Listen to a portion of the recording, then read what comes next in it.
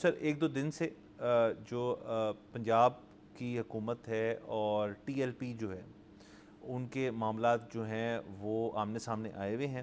اس کے اندر سے کافی رپورٹس ملی ہیں. کل کے روز اسکول اور کچھ یونیورسٹیاں، کچھ کالجز، کچھ اسکولز جو ہیں ان کو ایمرجنسی طور پہ ایویکویٹ بھی کرایا گیا. اسکول بند کیے گئے، بچوں کو گھر بھیجا گیا. میٹرو بس بند ہے، آج بھی بند ہے.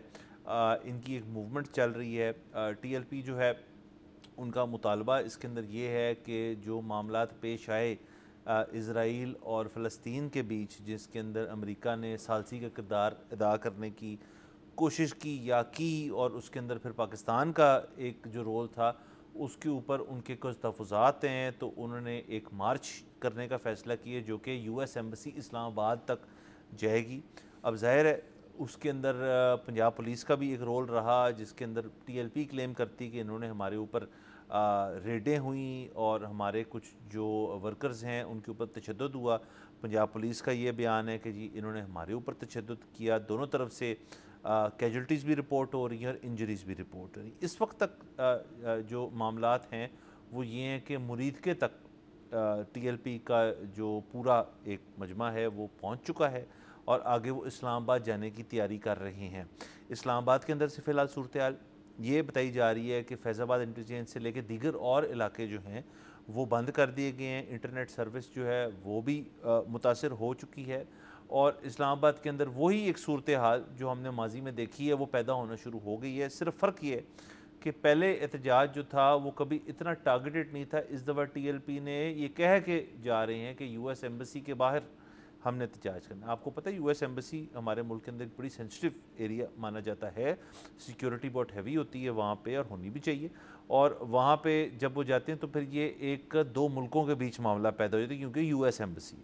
اب ان کے جو ٹی ایل پی جو چاہ رہی ہے اس سے وہ بھی آنے والے دنوں میں مزید کلیئر ہو جائے گا کہ وہاں پہ جا کے بیٹھ کے وہ کیا کرنا چاہ رہے ہیں، کیا مطالبات ہوں گے. ماضی میں تو ان کے جو مطالبات تھے ان کے اندر ہم نے استعفے بھی دیکھے ہیں، اس کے اندر اور چیزیں بھی دیکھی ہیں.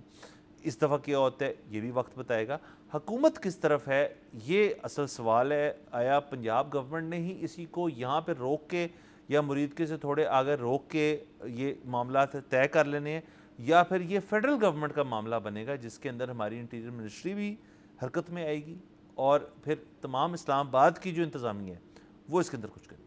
جی بالکل، بڑا انفارچونیٹ معاملہ ہے اور ساتھ میں سٹرینج بھی ہے. اس کی وجہ یہ ہے کہ ٹی ایل پی کے جو بھی مطالبات ہیں وہ پیش کریں کہ جی کیا چیز ان کو پسند نہیں آئی. اس کی وجہ یہ ہے کہ فی الحال تو جو سیز فائر ہوا ہے اس کا خیر مقدم دنیا تو چلے کر ہی رہی ہے. مطلب وہاں کے جو اس وقت فلسطین کے اپنے لوگ ہیں وہ بھی ہم نے دیکھا ہے کہ ایک سینس آف ریلیف ہے کہ جی سیز فائر ہوا ہے. تو ان کو پرٹیکولرلی کیا پرابلم ہے وہ کوئی ہم نے اس کے کوئی نکات ابھی تک پڑھے نہیں.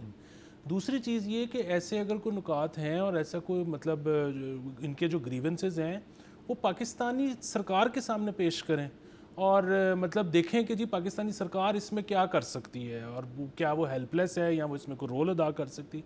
مطلب جب تک پاکستانی سرکار کو آپ نہیں بتائیں گے، سیدھا جو ہے کسی اور ملک کی، امریکہ ہو یا کوئی بھی ہو، سیدھا کسی اور ملک کی ایمبیسی پہ جانا جو ہے وہ اس کی کوئی بات سمجھ میں نہیں آتی. اور تیسری اور آخری چیز، بالکل آپ نے یہ صحیح فرمایا کہ ہمارے یہاں پہ جو حکومتیں ہیں وہ ڈائسی ہوتی ہیں، انڈیسائسو ہوتی ہیں ایسے معاملات میں. اس کی دو وجوہات ہیں. ایک تو یہ کہ جو پارٹیز ہیں ان کے اپنے نظریات جو ہیں وہ کئیوں کے بہت الائنڈ ہوتے ہیں. دوسری اور اہم وجہ یہ ہے کہ ہم نے دیکھا ہے ماضی میں کہ کئی دفعہ ایسا تاثر ملا کہ شاید ان کو ریاستی سرپرستی حاصل ہے.